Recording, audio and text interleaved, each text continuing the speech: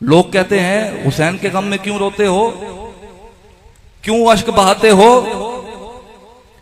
मैं कहता हूं कि ये वो मंजिल है जो लफ्जों में समझाई नहीं जाती।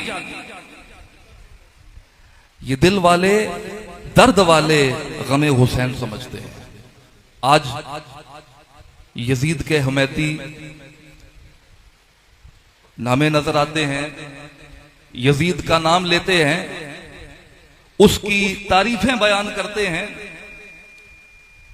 हजरात किराम, अहले सुन्नत वल जमात का जो अकीदा है मैं वो आपके सामने पेश कर रहा हूं।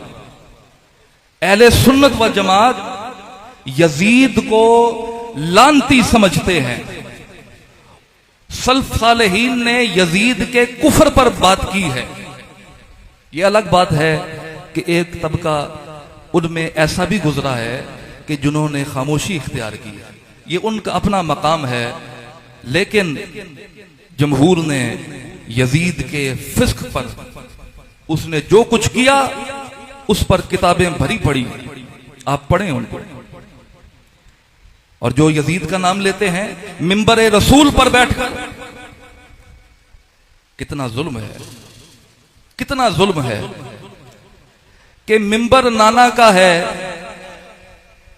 मिंबर नाना का है जिसके तुफैल सारी कायनात को सजाया गया है। उस शख्सियत के मिंबर पर बैठकर उसी की औलाद को, उसी के जिगर पारों को, उसी के दिल के टुकड़ों को लोग भोंकते हैं। ये उनकी अबदी बदबख्ती की दलील है।